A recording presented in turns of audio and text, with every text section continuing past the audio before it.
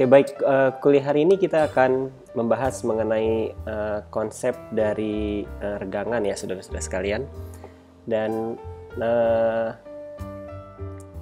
konsep ini merupakan konsep yang penting dalam bidang deformasi karena konsep regangan adalah konsep yang menggabungkan beberapa pendekatan dari model deformasi.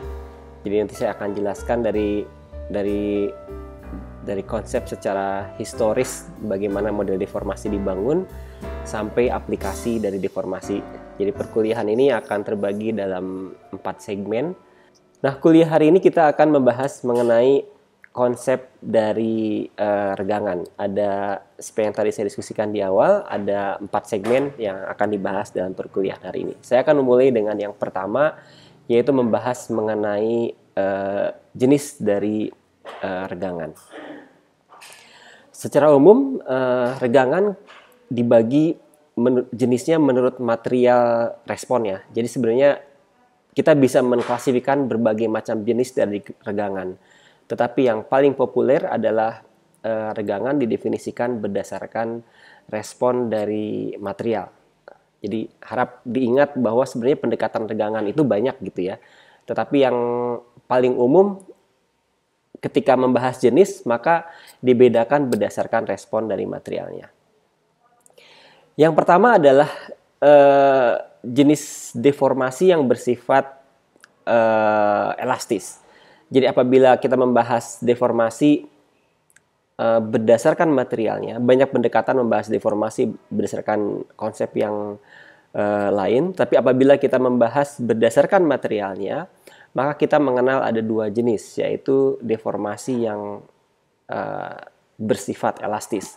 Dan ini mudah sekali untuk menjelaskannya. Jadi deformasi yang elastis didefinisikan sebagai perubahan bentuk sesaat akibat diberikannya gaya pada benda tersebut. Jadi pada saat gaya diberikan, benda tersebut berubah bentuk dan benda tersebut kembali ke dalam bentuk semula pada saat gaya dihilangkan. Jadi konsep yang sangat sederhana dari pengertian deformasi. Jadi pada saat gaya diberikan, maka terdapat perubahan bentuk dan kemudian kembali pada saat gaya dihilangkan. Dinyatakan dengan persamaan sederhana dari Hooke, yaitu gaya yang diberikan akan ekivalen dengan perubahan yang terjadi. Jadi sigma ini ekivalen dengan epsilon. Tetapi kemudian ada konstanta di tengahnya, yaitu konstanta Hooke, yaitu konstanta yang menjelaskan respon elastisitasnya. Jadi bisa jadi A itu bernilai setengah gitu ya. Jadi kalau yang diberikannya gayanya 1 gitu, maka kemudian E besar, konstanta elastisitasnya adalah setengah, maka epsilon, E kecil, itu akan bernilai 2. Atau apabila gaya yang diberikannya 2, maka epsilonnya akan menjadi 4. Tetapi apabila Anda perlihatkan di dalam persamaan ini, maka ada hubungan yang bisa jadi linear, kebanyakan linear, bisa juga tidak linear, yang menjelaskan hubungan antara gaya dengan perubahan bentuk. Jadi kalau E ini dinyatakan sebagai perubahan bentuk atau deformasi dan sigma ini dinyatakan sebagai gaya, maka kita bisa melihat ada hubungan yang menjelaskan bagaimana gaya yang diberikan akan merubah bentuk dari material. Nah, ini mudah sekali kita pahami. Dan apabila kita gambarkan di dalam sebuah grafik yang sederhana yang menghubungkan antara gaya dengan antara strain dengan stres, antara tegangan dengan regangan. Jadi yang di sebelah kiri ini adalah tegangan dan yang di sebelah kanan adalah regangan. Dan apabila kita nyatakan di dalam sebuah persamaan yang sederhana,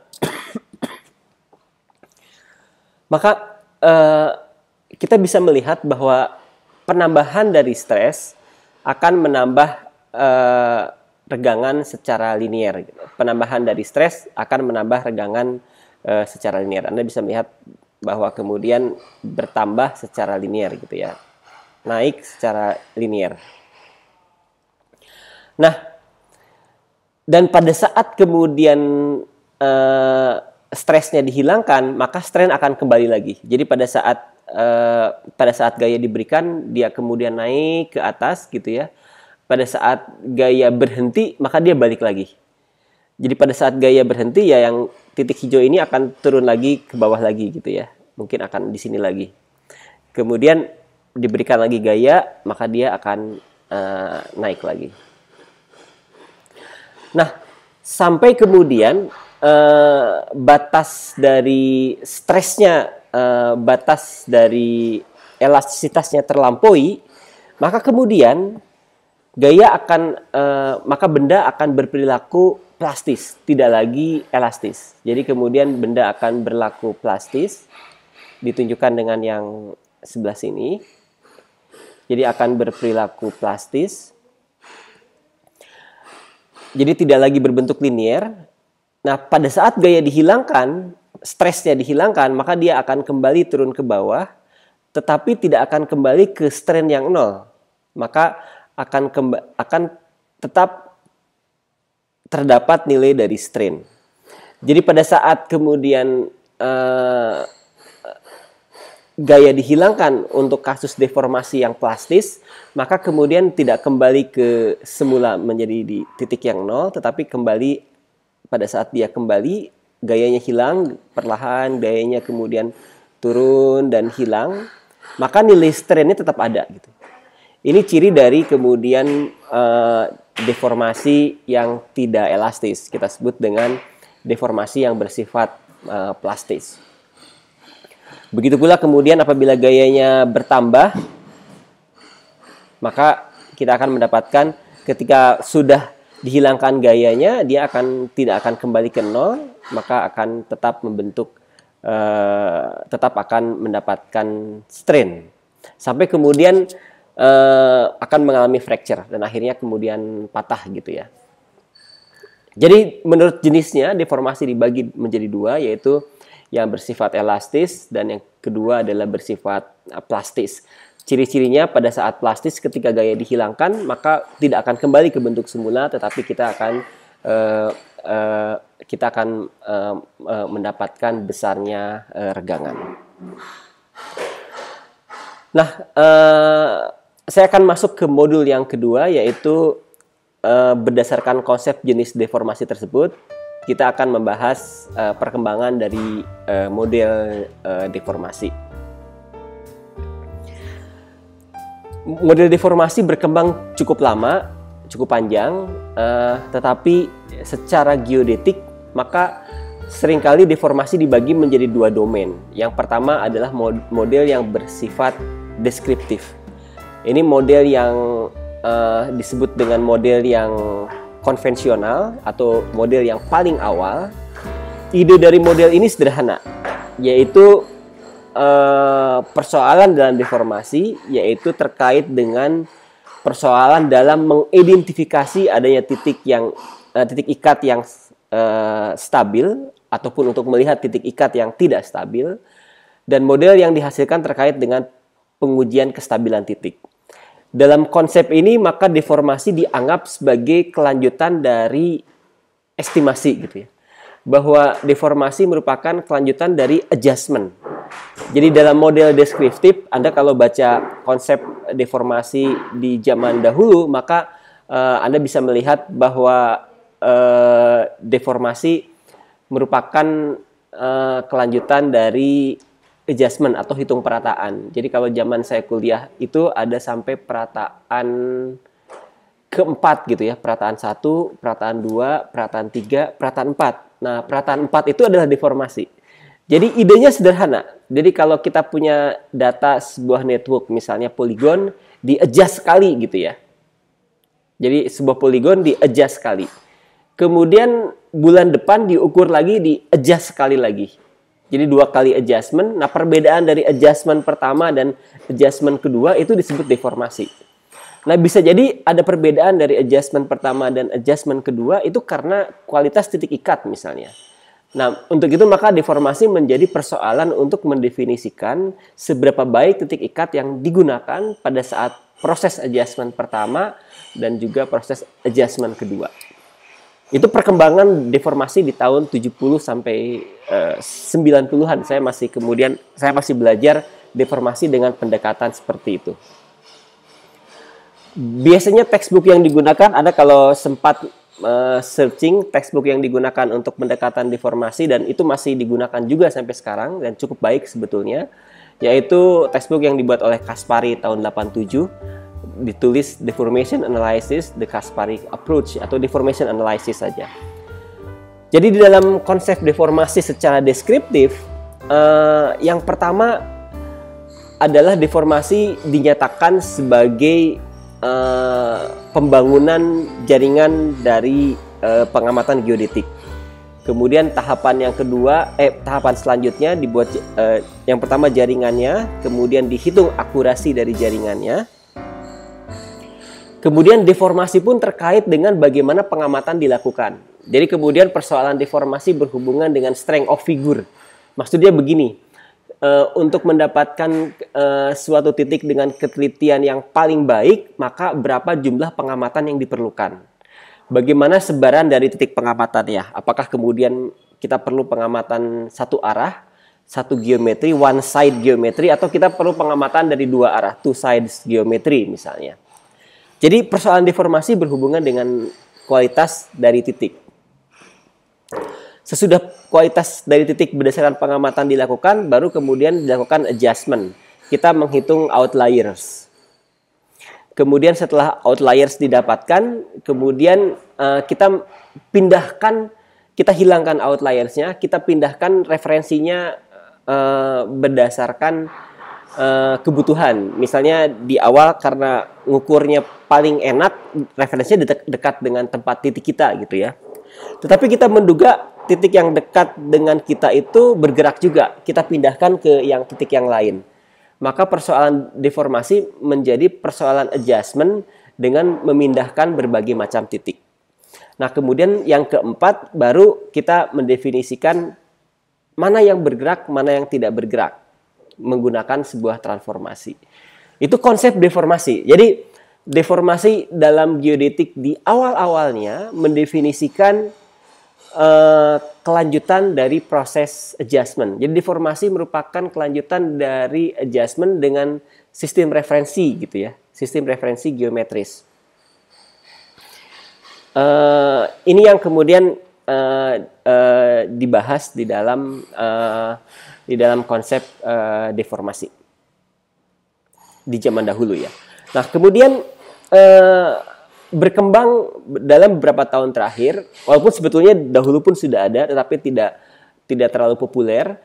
Kemudian dalam beberapa tahun terakhir mendefinisikan deformasi dalam pendekatan yang disebut dengan pendekatan kausatif.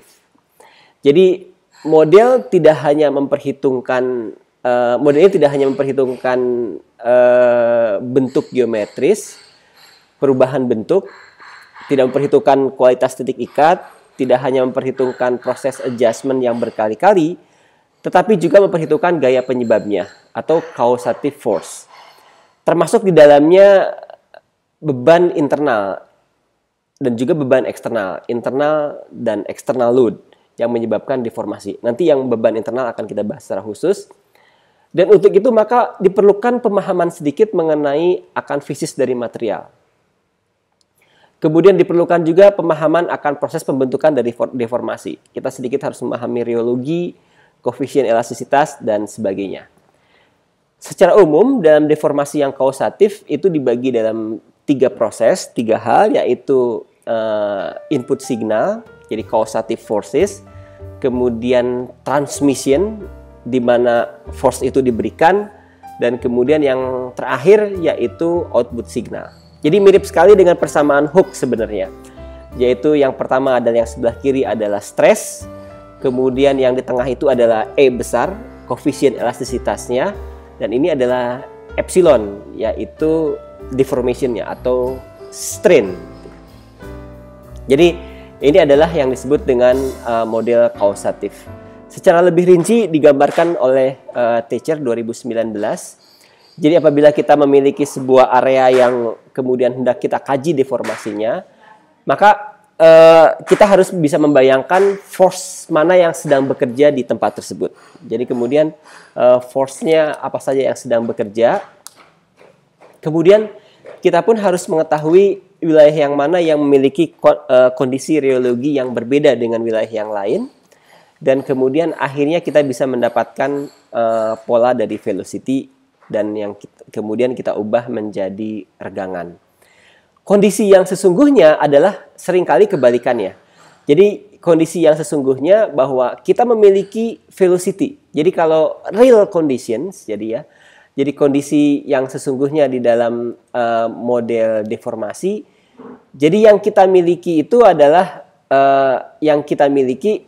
adalah besarnya, yang kita miliki adalah pergeserannya. Jadi kita memiliki yang sisi yang kanan dulu ya.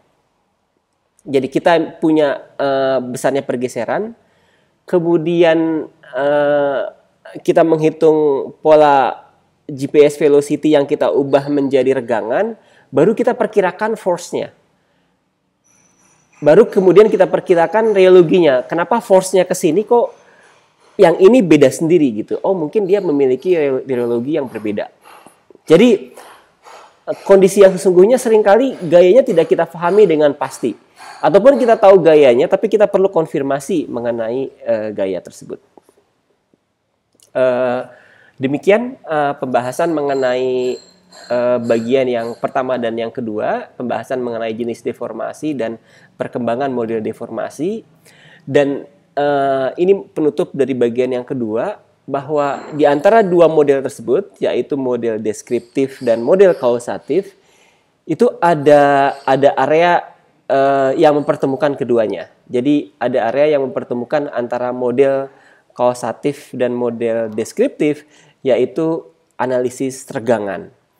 Jadi analisis regangan adalah sebuah analisis yang mendeskripsikan apa yang terjadi gitu ya.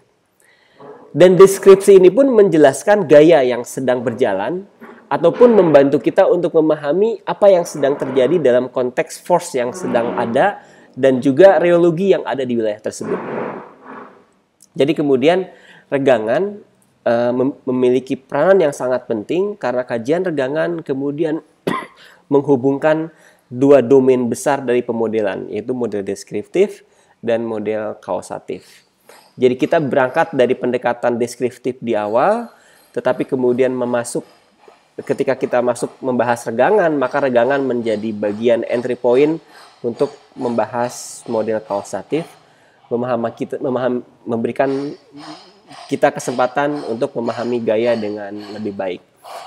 Mungkin itu dua bagian pertama dari pembahasan hari ini. Silakan apabila ada pertanyaan, saya persilahkan. Apabila ada sesuatu yang ingin Anda tanyakan, Anda bisa raise hand. Tapi dalam perkuliahan ini saya akan membahas dengan lebih detail, yaitu manfaat dari regangan, yaitu mendeskripsikan yang pertama. Jadi regangan memberikan kita deskripsi akan respon dari material pada saat terkena gaya. Jadi kemudian manfaat dari regangan, kita bisa mengetahui kondisi. Yang pertama kondisi, begitu kondisi kita bicara reologi kan. Yang kedua adalah respon, begitu bicara respon kita bicara mengenai stres. Kita bicara strain. Dari materi atau benda yang terkena gaya, begitu gaya kita bicara stres. Jadi kita kemudian melihat bagaimana respon dari sebuah material pada saat diberikan stres ke material tersebut. Ini penjelasan dari hukum Hooke yang kita bahas tadi di awal. Nah, kemudian deskripsi tersebut dibagi menjadi 3 kategori ataupun sebenarnya 4 kategori. Deskripsi pertama yaitu benda mengalami translasi. Jadi kemudian pada saat diberikan gaya benda bergerak gitu ya. Kemudian yang kedua, pada saat diberikan gaya, benda mengalami rotasi. Deskripsi yang ketiga, pada saat benda diberikan gaya, maka benda mengalami dilatasi. Jadi ada 3 jenis deskripsi yang bisa kita berikan pada saat pada materi ataupun benda ketika diberikan gaya. Yang pertama adalah mengalami translasi, yang kedua adalah mengalami rotasi, dan yang ketiga mengalami dilatasi. Deskripsi yang keempat adalah gabungan dari ketiganya. Nah, pertanyaan yang bisa diberikan adalah pada saat diberikan gaya, benda mengalami translasi. Jadi kemudian awal biru bergerak menjadi kuning gitu ya. Jadi kemudian bergerak sepanjang misalnya ini sumbu X gitu ya. Pada saat awal biru menjadi kuning, dia bergerak sepanjang sumbu X. Pertanyaan yang bisa diberikan, pada saat diberikan gaya ke benda biru tersebut dan berubah menjadi kuning, bergerak, translasi, apakah hanya translasi? Apakah tidak ada deskripsi yang lain, misalnya dilatasi? Secara teoritis tidak mungkin. Jadi ketika diberikan gaya, pasti force tersebut menekan yang biru gitu ya. Pada saat diberikan gaya, force akan menekan yang biru, dan pada saat yang biru ini tertekan, maka kemudian jadi pada saat yang biru ini tertekan, maka kemudian pasti ada di bagian di sini pasti ada dilatasi, pasti ada tekanan gitu ya, pasti ada perubahan bentuk walaupun kecil dan sesaat. Jadi deformasi yang hanya translasi ini sebetulnya kecil sekali kemungkinannya. Jadi hanya translasi itu kecil sekali kemungkinannya. Jadi pasti ada dilatasi. Jadi pasti ada perubahan bentuk dilatasi yang negatif. Dia berubah bentuk menjadi lebih kecil gitu ya. Begitu pula rotasi. Bagaimana mungkin sebuah benda mengalami rotasi jadi tanpa diberikan gaya. Jadi bisa jadi terjadi rotasi karena bisa jadi kemudian ada gaya yang ke arah seperti ini mungkin gitu ya. Dan gayanya yang ke arah seperti ini. Sehingga kemudian bendanya mengalami rotasi. Dan pada saat kemudian gaya ini diberikan, maka kemudian akan terdapat dilatasi di bagian kontak antara benda dengan gaya. Jadi kemudian dilatasi itu kemungkinan terjadi. Walaupun secara waktu ini sangat pendek, jadi T-nya sangat pendek, dan juga secara area ini sangat kecil. Jadi T-nya bisa jadi sangat kecil sekali, dan juga areanya sangat kecil sekali. Jadi kemudian setelah gaya hilang ya dia kembali lagi, tidak ada lagi dilatasi di sini. Jadi secara teoritis bahwa pada saat kemudian diberikan gaya dia akan mengalami translasi dan juga mungkin mengalami rotasi, tetapi dilatasi ini akan terjadi. Nah, biasanya dilatasi ini dinyatakan dengan notasi pada saat dia meregang gitu ya. Jadi kemudian diberikan 2 komponen gaya, arah gaya gitu ya. Jadi kemudian biasanya ini adalah meregang, kemudian yang bagian di sini yang kemudian mengecil gitu ya. Jadi biasanya simbolnya seperti itu. Jadi kemudian melebar ke kanan, menekan ke bagian bawah, atau kadang-kadang panahnya di sebelah sini.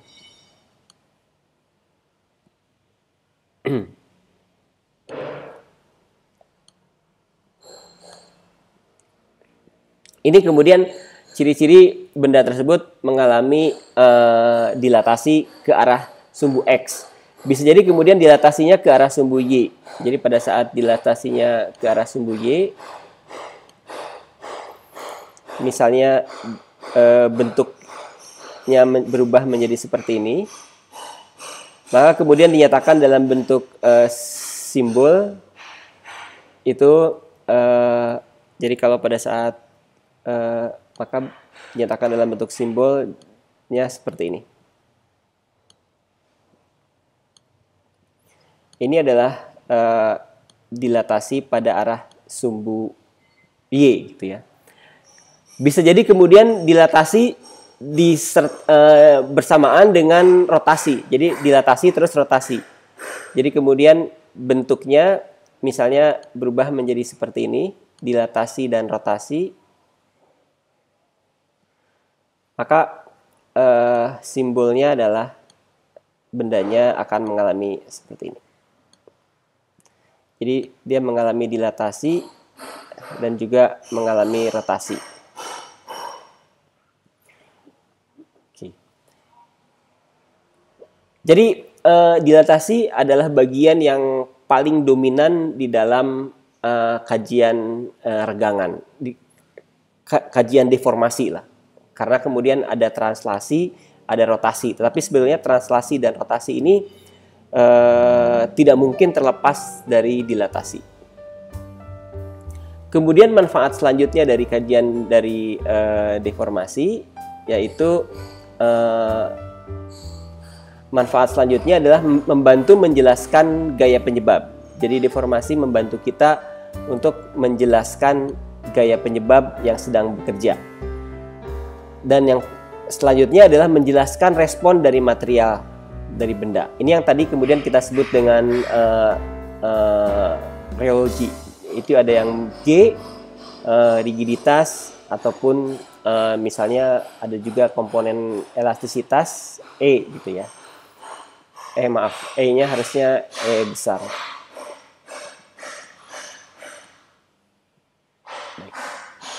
Nah, sebagai ilustrasi dari manfaat yang deformasi ini, jadi ilustrasinya, jadi misalnya kita memiliki dua buah benda yang bergerak gitu ya. Jadi misalnya di bagian ada benda yang ada di atas bergerak ke arah timur, jadi bergerak ke arah timur ke sini.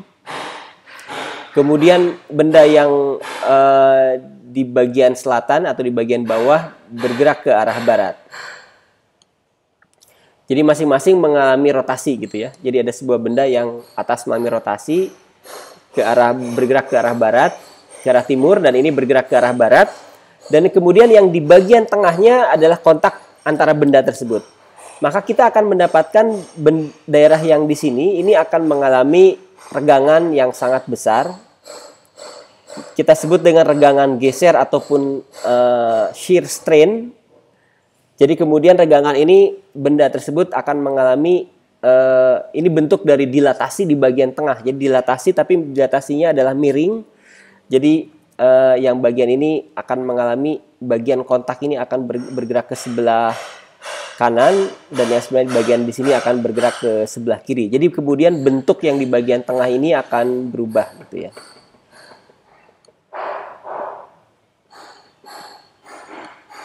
Ini adalah manfaat dari regangan. Baik, sampai di sini, sampai bagian yang ketiga ini, apabila ada pertanyaan terkait manfaat dari regangan, saya persilahkan. Apabila ada sesuatu yang membuat Anda bingung mengenai manfaat regangan, saya persilahkan. Silakan apabila ada yang ingin ditanyakan.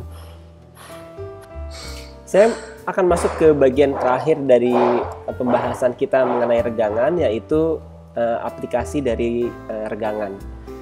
Seperti yang tadi dijelaskan bahwa regangan adalah sebuah metode yang kemudian menjadi transisi dari model deskriptif dan model kausatif. Jadi sesuatu yang kemudian merubah paradigma dari pengamatan geodetik sebetulnya. Seperti yang dijelaskan di awal bahwa pendekatan geodetik klasik menjelaskan bahwa deformasi itu adalah bagian dari adjustment gitu ya. Jadi deformasi kelanjutan dari adjustment. Tetapi kemudian pendekatan deformasi modern memasukkan unsur regangan, dan unsur regangan menjelaskan kausatif. Begitu menjadi kausatif, maka berkembang seluruh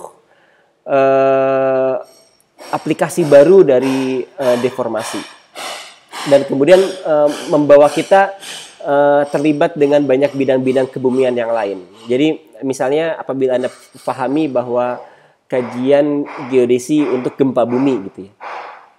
Jadi sesuatu yang sebelumnya tidak terbayangkan di awal bahwa kita akan terlibat dalam riset gempa bumi dalam konteks kausatif, memahami sumber dari gempa bumi. Awalnya hanya deskriptif, oh terjadi ini bergeser berapa senti, kemudian yang ini bergeser sekian senti arah ke sana, arah ke sana. Kita tidak pernah kemudian sebelumnya tidak pernah masuk menjelaskan bagaimana mekanisme dari gempa. Kita tidak pernah bisa masuk daripada untuk menjelaskan bagaimana potensi gempa di masa depan, karena hanya berhenti di deskriptif. Tetapi pada saat kemudian masuk ke regangan, ini merupakan entry point untuk memasuki dimensi kausatif, dan kita berkontribusi untuk bidang-bidang yang lain. Jadi kemudian apabila kita tidak mendeskripsikan dan juga tidak memberikan penjelasan kausatif, maka bidang yang lain tidak bisa bekerja secara efektif. Jadi kalau dalam gempa bumi misalnya ada beberapa bidang yang terkait ya. Jadi ada geodesi, ada geologi, ada geofisik misalnya. Jadi paling tidak 3 bidang tersebut harus bekerja bersamaan. Jadi kalau seperti saya yang khususnya berkecimpung di dalam bidang gempa bumi, kita mensepakati bahwa kita tidak bisa mengatakan sebuah sumber gempa atau sebuah sesar atau sebuah fault itu aktif sampai kemudian ketika bidang itu setuju. Jadi kita tidak bisa mengatakan misalnya Anda kalau pernah mendengar ada sesar Lembang itu aktif gitu ya. Jadi kalau kesepakatan pakar sekarang di Indonesia dan juga di dunia secara umum dikatakan aktif apabila 3 pendekatan setuju aktif. Apabila geologi mengatakan aktif, apabila geofisik mengatakan aktif, dan geodesis mengatakan aktif, maka firm disebut aktif. Jadi tidak bisa kemudian kalau geologi mengatakan aktif, yang 2 lagi tidak punya bukti, maka kita tidak bisa mengatakan wilayah tersebut aktif. Jadi pendekatan aktif tektonik modern saat ini memasukkan ketiga pendekatan tersebut, dan kenapa itu bisa terjadi? Kalau dalam bidang kita, karena kita berkembang dalam penjelasan deskriptif menjadi penjelasan kausatif. Begitu pula dalam konsep gunung api, nanti kita akan membahas bagaimana kemudian menggunakan data kausatif berdasarkan informasi deskriptif di awal membantu kita untuk memahami periodisasi dari erupsi gunung api dengan jauh lebih baik. Salah contoh ilustrasi yang saya berikan di dalam analisis aplikasi dari analisis regangan yaitu untuk kajian tektonik.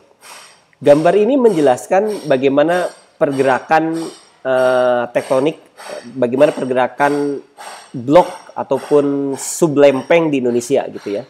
Jadi apabila Anda perhatikan ada mudah-mudahan terlihat dengan jelas di Anda, ada tulisannya di sini ada Sunda. Ini maksudnya Sunda Blok.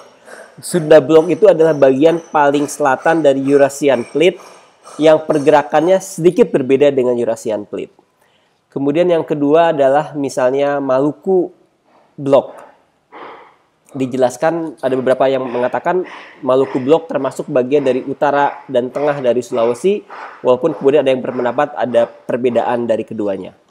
Kemudian ada Banda Blok, kemudian ada Timur, ada Kepala Burung, Bird Head Block. Kemudian selain bagian bawahnya adalah plate, ada Australian Plate, Pacific, dan Philippine Sea Plate gitu ya. Yang ingin diceritakan dalam gambar sederhana ini, gambar ini bercerita banyak hal gitu ya. Anda kalau misalnya jeli melihat pergerakan dari Australian Plate gitu ya. Kalau Anda bisa melihat pergerakan dari Australian Plate, ini bergerak ke arah utara ke timur, northeast gitu ya. Pergerakan Australian Plate ini bergerak northeast. Ini menggambarkan force-nya. Jadi force-nya bergerak northeast. Nanti akan saya bahas hubungannya dengan reologi ya. Jadi force-nya bergerak ke arah northeast. Anda perhatikan di wilayah, dan ini yang garis merah ini adalah pertemuan lempeng antara Australia dengan Blok Sunda atau bagian selatan dari Eurasia. Anda perhatikan di titik yang di Sunda atau di bagian selatan Eurasia yang bergerak northeast lagi itu di mana? Jadi kalau force-nya northeast dan kemudian dia tertekan, jadi misalnya yang di sini gitu ya, saya kembali ke slide sebelumnya. Jadi yang bagian ini, jadi bagian yang ini bergerak ke arah timur dan ini adalah bergerak ke arah barat, maka di bagian tengahnya itu tidak bergerak kemana-mana. Di bagian tengahnya tidak bergerak kemana-mana. Jadi ini bergerak ke arah timur dan ini bergerak ke arah barat, bagian tengahnya tidak bergerak kemana-mana, tetapi yang tidak bergerak itu justru mengakumulasi regangan. Dia tertekan gitu ya. Dia tertekan sementara yang di sampingnya itu bergerak sangat cepat ke arah kanan, yang di sampingnya bergerak cepat ke arah kiri. Jadi dia tertekan, dia diam gitu ya. Sementara yang lainnya bergerak. Maka terdapat regangan geser gitu ya. Regangan geser itu yang di sini, jadi bentuknya kira-kira menjadi seperti ini gitu ya. Ini yang disebut dengan regangan geser. Bentuk awalnya seperti apa ya? Bentuk awalnya kotak gitu ya. Tetapi bagian atas dari kotak ini bergerak ke kanan gitu ya. Itu disebut dengan shear strain, regangan geser. Sementara yang di bagian bawah, Anda bisa menduga yang di bagian bawah itu berarti jadinya bentuknya seperti ini kali ya. Yang di bagian bawah bentuknya seperti ini. Nah yang di tengah ini kan nempel, itu diem. Jadi yang di tengah nempel, yang di kanan bergerak, yang di utara bergerak ke kanan, yang di selatan bergerak ke kiri. Jadi kalau Anda punya informasi sesar aktif dan bergeser mendatar, bisa pokoknya strike slip, bisa left lateral, right lateral, bisa mengiri atau menganan. Kalau Anda taruh GPS tepat di atasnya, GPS-nya diem. Jadi kalau ada yang bergerak, ada yang bilang sesar Lembang itu bergerak di bagian atas sesarnya. Harusnya enggak, kalau dia aktif dia harusnya diem. Karena dia titik awal dari shear strain kan, regangan geser. Yang di utaranya bergeser ke kanan, yang ini bergeser ke kiri. Oke ya, punya gambaran ya mengenai itu. Nah, kembali ke gambar ini, di Indonesia ini. Mohon maaf apabila internetnya tidak stabil. Jadi Anda bisa melihat bagian dari Australian Plate ini ya bergeraknya seperti ini gitu ya. Pertanyaannya adalah, wilayah mana yang kemudian di Indonesia yang bergerak mirip dengan Australian Plate? Yang artinya pada saat Australian Plate mendorong ke northeast, dia ikut terdorong ke northeast. Dan wilayah yang mana yang ketika didorong tidak apa-apa gitu ya, diem aja. Ini menjelaskan reologi kan ya. Kok bisa gitu ya, yang ada yang mendorong, ada yang terdorong, ada yang tidak terdorong. Jadi kalau Anda bisa melihat yang tertekan dari Australian Plate itu sepanjang Sunda Arc ya. Sunda Arc itu dari mulai pantai barat dari Aceh sampai pantai selatan dari Banda gitu ya, dari pulau-pulau di Banda, dari mulai sampai Pulau Safu di sini gitu ya. Kepulauan Tanibar di sini gitu ya. Itu terpengaruh oleh Australian Plate. Ini yang disebut dengan Sunda Arc atau busur Sunda. Nah, pertanyaannya adalah mana yang terpengaruh oleh Australian Plate? Mana aja yang cuek? Dari mana kita bisa melihat? Dari polanya. Kalau dia northeast, harusnya bergerak northeast juga. Mana yang tidak terpengaruh? Mungkin Anda bisa menebak dari gambar ini. Jawa yang tidak terpengaruh itu baik. Yang pertama kalau kita lihat Aceh ya. Aceh itu tidak. Kenapa Aceh itu terkena pengaruh gempa masa lalu? Jadi kita sebut dengan ghost of past earthquakes gitu ya. Hantu masa lalu. Jadi dia belum bisa move on akibat gempa 2004. Jadi dia masih bergerak ke arah yang berlawanan. Itu di luar kelaziman. Tapi kita tahu penyebabnya, yaitu ada penyebab gempa di masa lalu. Dan apabila kita lihat dari mulai kepulauan Mentawai di sini sampai Enggano di selatan gitu ya, semuanya bergerak ke arah northeast. Tapi pendek gitu ya. Misalnya Enggano ini kan ajaib ya. Ini 7 cm dikasih Enggano cuma 2 cm. Sisanya kemana? sisanya terakumulasi di bagian bawah gitu ya. Jadi sisanya ditahan oleh seseorang, sesuatu gitu ya. Ditekan dia membela dirinya menjadi korban agar yang lain nggak tertekan gitu. Yaitu di bagian di sini dia menahan, seperti mirip di sini gitu ya. Dia menahan luar biasa gaya tersebut, dia tidak bergerak, tetapi mengalami di bagian ujungnya dia nggak tahan juga, dia mengalami shear strain di sini. Dia mengalami shear strain yang sangat besar di sini gitu ya. Nah, kembali ke pembahasan di sini bahwa Enggano itu ada yang menahan yang di sini, dan ini menunjukkan ada akumulasi yang sangat besar di bagian dalam sini. Tetapi kalau kita bergerak Jawa itu enggak tuh. Nekennya northeast, dia nggak ada north-northnya sama sekali. Malah sedikit ke south kan ya. Ini menjawab pertanyaan Raka tersebut. Ini yang disebut dengan reologi. Jadi kemungkinan ada suatu material yang berbeda di Jawa yang membuat Jawa tidak merespon sama seperti Sumatera. Kita menduga reologi di Jawa, di bagian yang paling dangkal dari Jawa, itu kaya dengan sedimen. Jadi ini kaya dengan sedimennya sangat tebal. Jadi ketika ada bagian yang bergerak di bagian bawah, tidak terjadi friction. Jadi yang membuat dia terdorong kan frictions ya. Jadi yang ini kenapa dia terdorong, ini karena friction. Friction yang membuat dia bergerak mendorong. Tetapi frictionnya lemah sekali, tidak bergerak, tidak menahan, tapi terus bergerak ke bawah, stable sliding. Mungkin baru mengunci itu, friction itu baru terjadi di bagian yang cukup dalam, ataupun friction atau ada penguncian tapi di sini kecil sekali gitu ya, minimal terjadinya. Tetapi minimal terjadi itu mengerikan sebenarnya. Kalau jadi gempa kecil tapi tsunami-nya tinggi, kita sebut dengan tsunami earthquakes, yaitu gempa terjadi di bagian sedimen yang pada saat terjadi gempa sedimennya tiba-tiba naik ke atas dan kemudian menghasilkan tsunami yang tinggi. Ini keajaiban di Jawa. Jadi tidak memberikan respon deformasi yang sama seperti di Sumatera, tetapi begitu terjadi tsunami itu tinggi sekali. Jadi contohnya magnitudenya kecil. Jadi kalau magnitud di selatan Jawa yang pernah terjadi itu kan tidak sampai 8 ya, yang baru-baru ini ya.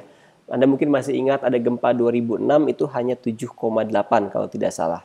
Tetapi tsunami-nya tinggi, tsunami-nya sampai belasan meter, korbannya sampai ratusan orang juga. Di Pacitan tahun 94 sama juga seperti itu, gempanya tidak terlalu tinggi tapi tsunami-nya tinggi. Nah, ini yang disebut dengan reologi. Nanti makin ke timur ini baru muncul lagi, reologinya beda lagi gitu ya. Kemudian semakin kuat lagi merekat ya, bergerak ke northeast lagi gitu ya. Ke timur sama juga bergerak ke arah northeast kembali. Ini menjelaskan reologi. Nah, kemudian gambar ini kita ubah cara melihatnya, kita ubah dengan menjadi regangan. Jadi gambar tadi displacement kita ubah menjadi regangan. Nanti saya jelaskan regangan seperti apa cara menghitungnya. Tapi ini akan bicara hasilnya aja dulu. Nah, jadi ini adalah dilatasi yang tadi itu ya, yang kemudian benda akan mengalami, kalau ditekan akan mengalami dilatasi, yang slide yang ini gitu ya. Jadi kalau dilatasinya positif, dia makin panjang. Tapi ada alternatif yang lain, dilatasinya negatif, yaitu bendanya jadi kecil gitu ya. Jadi kemudian seperti inilah gitu ya.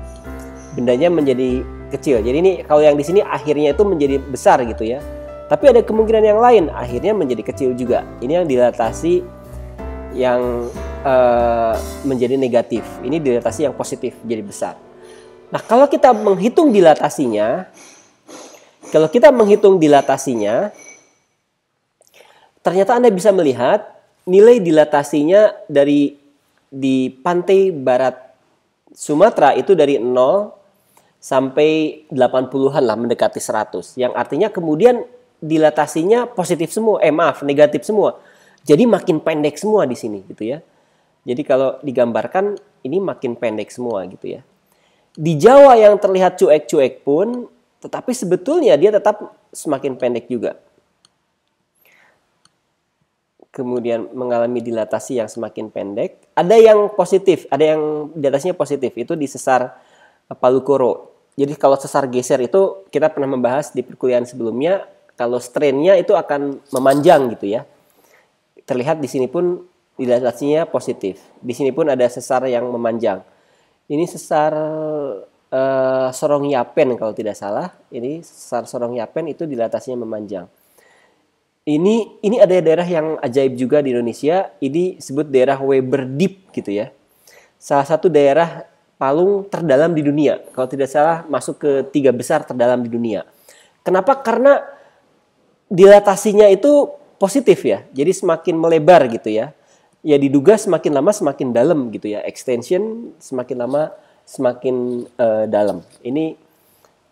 Jadi dengan melihat regangan kita bisa bercerita banyak hal. Jadi kalau melihat dari sini ya cuma deskripsi, dia bergerak ke sana, dia bergerak ke situ, bergerak makin cepat, bergerak makin lambat.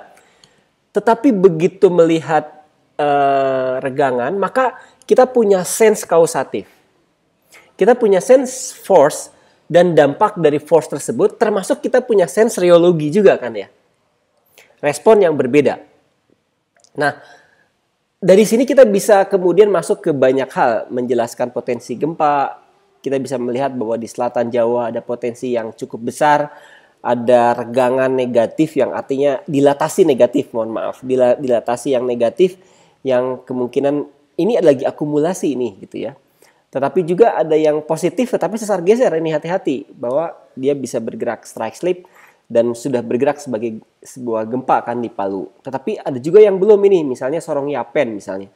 Ini ada yang ajaib yaitu yang terus membuka, dan kalau gempa ini yang menarik ya. Kalau yang di daerah Weber Deep itu gempanya bukan sesar naik, gempanya sesar turun. Pertanyaannya sesar turun jadi tsunami enggak? Jawabannya jadi tsunami juga. Jadi pernah ada tsunami tahun 1700-an, korbannya banyak sekali di kepulauan-kepulauan di sini. Kita publikasi di sebuah jurnal tahun yang lalu dan ini menunjukkan akibat sesar turun. Jadi ngebuka terus, kemudian gempanya turun, kita sebut dengan gempa mekanisme normal, dan ternyata menghasilkan tsunami yang tinggi juga dan tidak kita harapkan, tetapi fakta sejarah menyebutkan korbannya banyak juga. Jadi kemudian merubah cerita dari deskriptif menjadi kausatif itu akan memberikan lebih banyak makna dari data pengamatan kita. Nah ini contoh yang lain. Nah ini ada cara menggambar yang berbeda. Sebenarnya sederhana sekali gambar ini.